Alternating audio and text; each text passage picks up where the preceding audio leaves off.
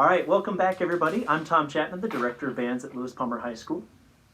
And I'm Katie Stanowski. I'm the band director at Montezuma Cortez High School. So today we're going to talk about part two, which is the spirit, and Katie's going to introduce that. But before we get into that, I wanted to take a step back, and we were both talking about this and using Stoicism to approach the world and where things are at right now. As of this filming, it's June 15th when we're filming this, and right now we're dealing with states reopening amid COVID. What does education, let alone band and music, look like in the fall? We're dealing with police shootings and protests and reactions to those protests and everything happening and everything we're observing in the world. And I wanted to make sure we take a quick moment to talk about that. As a philosophy, Stoicism is a guide for action. And both Katie and I were talking about, it's easy to get the message that Stoicism is all about stepping back and not reacting to things. And I think it's good to start this episode off with one of the forming questions of Stoicism is, how can we create the most good? So a lot of these strategies are about balancing yourself and your interactions with the world in order to prepare yourself for when the big things happen. And I would say right now is a big thing. And the use of Stoicism in this is as that guide to how to make the most good. So like I have this statement. So while we talk a lot about feeding the body, soul, and mind and bettering ourselves, it is ultimately in serving others, because that is where the most happiness can be created. And that's really what this is about. And we want to put ourselves in the best position for how we can serve our community, whatever the community may be. It could be, if you're a religious individual, your church community. For all of us, it's our student community in both our schools and our classrooms. And so Stoicism is not an excuse to not do something. It is ultimately to help guide us so that we're better prepared for when that moment of action arrives, and to stand up for what is right. And all of the Stoics had stories from their lives of standing up to emperors and saying, no, we're not doing it this way. And they used their practice to be ready for those moments. So we just wanted to take a quick moment at the top of the video and say, we have that. This is just a tool in our bag, but it's not an excuse for inaction. So now I'm going to turn it over to Katie, and she's going to introduce today's talk on the spirit. So like Tom said, this time through, we're talking about the domain of the spirit. Our last talk was about the domain of the mind. Our next one's going to be about the domain of the body. And when Tom and I were very early in the process of discussing what these video series would kind of look like, we both kind of held our breath a little bit when we got to the spirit, because it's such a very challenging thing to talk about. Essentially because spirituality looks a little bit different for every single person, regardless of your faith or your personal beliefs or your background. We understand that this is something that's going to be very, very personal. So in this one, we're going to try our best to share very actionable items, but in general, this is going to be something that we're painting in slightly broader strokes in hopes that you can glean something of value from our experiences and maybe reflect on some of these topics and see how they apply in your own life. So I'm going to kick it off with, the chapter in the book actually is called, I think, Heal the Inner Child or something like that. But when I read it, it was more of a heal the past. And this is something that we all talk about. And this is a big conversation in many of our schools now. How do you teach in a trauma-informed classroom and things like that? Not saying that everybody has experienced trauma, but one of those things that we deal with when we enter a classroom as a teacher, when we enter into conversations with others, is that we bring our past with us, and we bring both the positive and the negative sides of our past, and we all have both sides of that. We all have memories, no matter what age we are, of something that happened even when we were 12. And even my memory that always pops up is just a stupid mistake I made at a sleepover involving a BB gun. And I have no idea why that crops up in my head, but it's one of those things I carry with me, and it affects everything I do. And so the entire thing here, and this is another good path with journaling that we talked about in the last episode, is kind of helping to heal that past, because what we carry with us stands in the way of what happens now in our interactions with others. And I'm not, everybody has their different way to deal with things. Like I said, journaling has helped me in a lot. But one other method is there's this great quote in the book from Gary Shandling, and as a process to heal. And Gary Shandling, without going too much into it, had a very rough background. And he had this to say: give more, give what you didn't get, love more, drop the old story. I just thought that was great. That was one of the key things that really stuck with me in this book, and so that's mine. So one of the chapters in this one that jumped out to me was a chapter called Enter into Relationships. And like I said, this one's going to be a little bit personal. Maybe you can relate, maybe not. But my experiences growing up, I grew up in Central Illinois, and I was surrounded by some really, really fantastic band directors. Most of my mentors were highly skilled in their craft, absolutely outstanding at what they did, very, very widely recognized for their work in bands. And many of them were also on their second, third, or fourth marriages and not on speaking terms with their kids. And so as a young, aspiring music educator, that had a really profound effect on me. And it kind of seemed to me that the unspoken message was very clear. And that message was that being a good band director was going to come at the expense of being a good partner or friend or daughter or son or sister or brother, spouse, etc. And at some point, you're probably going to have to choose. So this is something that I brought with me into my career. I really believed that band directors are going to face these hardships. And even when I went on the first couple of dates with my now fiance, after a couple of dates, I said, hey, look, I need you to know that band directors are really, really hard to be with, and this might be really awful, so just here's a heads up. So when it comes to the Stoics, they actually kind of take a different perspective on this. They say that rather than weakening us or distracting us from our professional lives, they speculate that entering into relationships actually makes us kind of better people and better at what we do. So I know we said we weren't going to read to you from the book, but I'm going to read to you from the book. I'm sorry. So this is just a quick little paragraph. It starts on page 144 of Stillness is the Key. But he says, a good relationship requires us to be virtuous, faithful, present, empathetic, generous, open, and willing to be a part of a larger whole. It requires, in order to create growth, real surrender.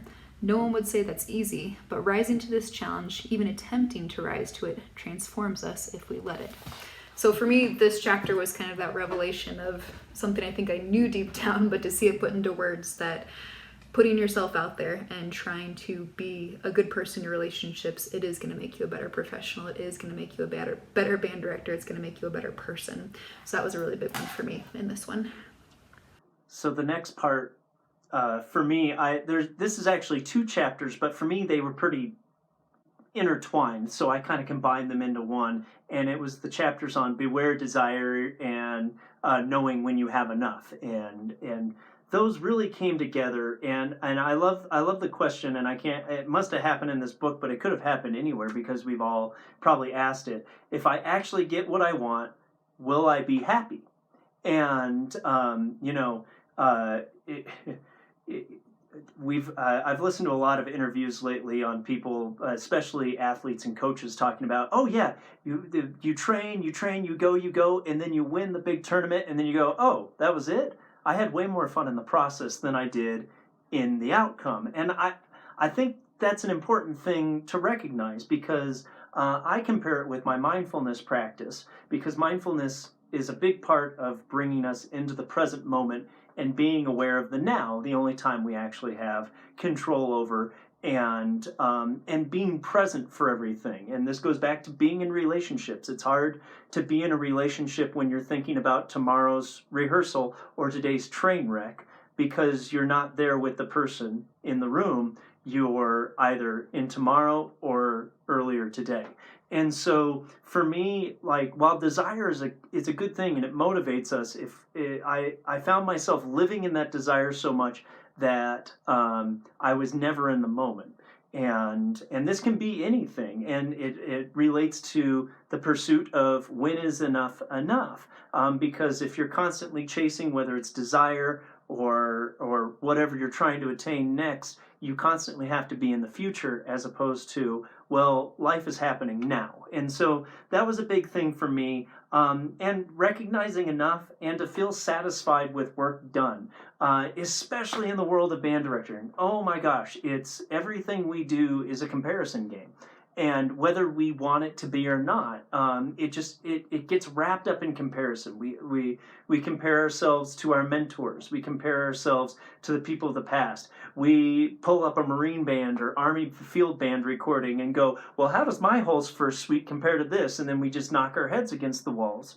And I think it's important sometimes to recognize enough, to feel satisfied with work done, to kind of bring that to the whole story. Like, my students performed Whole's first suite, and I did it, like, my solo clarinet player was a freshman, and I had like nothing but freshmen in that clarinet section, and any other senior that played that solo may have gone pretty good, but man, that freshman and the work she did for where she's at in her musical growth, it was something to step back and go, wow, that was incredible. I am so satisfied with the growth you've had. And I'm going to close with this quote from Marcus Aurelius. The greatest misfortune is to not know contentment. The word calamity is the desire to acquire. And so those who know the contentment of contentment are always content. And that's a little meta, but I think it's a good thing to come to terms with. Like, is chasing that goal, it may be important, but is it in this good and service of everybody, like we started this episode with? Yeah, nice, Tom. I love the way you tied that into the mindfulness thing. That's not necessarily a way that I looked at it. So I also chose enough. This was one that hit me really hard, and I'm going to take maybe a slightly different direction at it from Tom. But I think that enough is a really tough one for band directors. Like, I know that when I read that word, I kind of shiver a little bit inside, because as band directors, we're programmed to never settle, right? Once we attain a goal, we're always looking ahead to the next thing, and that's part of, that's part of what helps us grow and what makes this profession better. So I want to clarify that when we talk about enough, we're not necessarily talking about choosing to settle or even becoming complacent in what we're doing. It's about recognizing, kind of like what Tom was saying, is that we often trick ourselves into thinking that we'll be happy or satisfied or complete once we achieve that next goal or the next one, which in reality, that's not necessarily the way it works. Okay, I promise this is the last time I'm going to read to you, but this was just... I wrote this one on a note card after I read it, and I put it on my desk because I just thought it was so powerful in the race that Tom's describing, to compare and to see how we measure up to people. This is on page 123, and it says, have you ever held a gold medal or a Grammy or a Super Bowl ring? Have you ever seen a bank balance nudging up into the 7 figures? Maybe you have. Maybe you possess these things yourself. If you do, then you know they are nice, but they change nothing. They are just pieces of metal, dirty paper in your pocket, or plaques on a wall. They are not made of anything strong or malleable enough to plug even the tiniest hole in a person's soul, nor do they extend the length of one's life even 1 minute. On the contrary, they may shorten it. So this goes back to so many Stoics' direct writings when they talk about what are these things that we're seeking? What is this recognition? Marcus Aurelius wrote in his Meditations that applause and praise is really nothing but the clapping of tongues and the slapping of hands together, right? The Stoics encourage us to keep things in perspective by seeing them for what they really are. So the trophies in your band room, remember they're pieces of plastic. The accolades hang in your office, remember they're pieces of paper. The praise that your group earns is a bunch of hands smacking together and tongues wagging. I'm not saying that those things aren't worth aspiring to, but let's keep them in their proper perspective, right? I'm going to tie this in as well as this kind of timeless Stoic concept called Memento Mori, which basically is just a reminder that we're all going to die someday, which I know sounds really, really morbid, but when you reflect on this regularly, it can become kind of a life-changing thing, in that if you think every day, okay, when I'm lying on my deathbed, what am I going to look back on? What's going to be important? What is the things I'm going to be proud of? What are the accomplishments I want to look back on? Or are they accomplishments? Is it something else? I think that keeping that in focus, like literally every day that we're living, is so important to leading this life that we're going to look back on without regrets. So I wrote down, we're all going to die, so we'd better decide what it is we're living for. I agree with you, Kitty. That last one, it's when you first hear about this Memento Mori, it kind of hits you out of nowhere. You're like, oh, geez, man, okay, we're going straight into the deep end. There is no passing go for this one, but it is a good thing to think about. Like, I think it was Marcus Aurelius or Seneca, I can't remember who, but at any moment you could not be here. So are you happy with the life you have? And I'm just like, whew, okay, maybe this is a good thing to think about and to move forward in. So to go off of that, we both had a quick thing. One of the chapters in this was Bathe and Beauty, and I love this idea. Like, I mean, if we're all about how to improve our lives and how to be virtuous and how to be good and how to serve the greater community and things like that, there's no better way than this idea of bathing in beauty and the idea, like, for me, a huge hobby that I never thought would be a hobby of mine is going to art museums. And especially when something comes through the Denver Art Museum, like the Monet exhibit that just came through.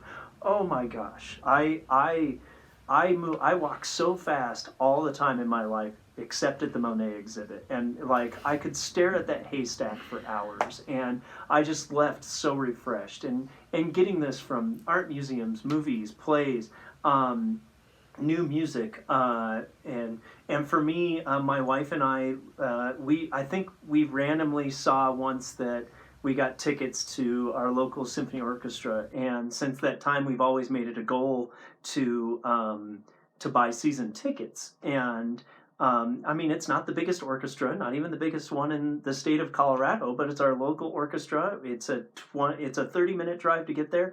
And for an hour and a half, we just sit there and we get to listen to music. And so for me, just that idea of bathing in beauty is so refreshing and so wonderful to get out and experience that. And Katie, I know you mentioned this too, so.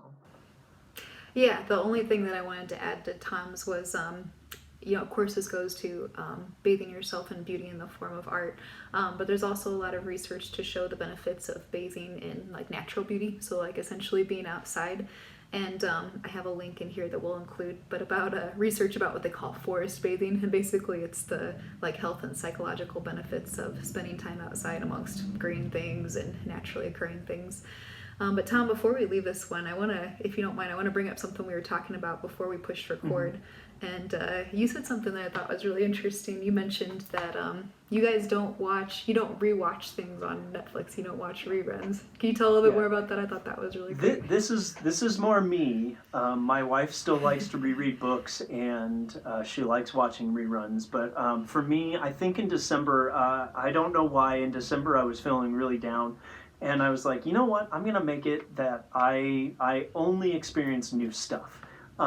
Because reruns and rereading a book or listening to an old album, it kind of has that, it does have an effect. It has a therapeutic effect of giving us something in our lives that's predictable.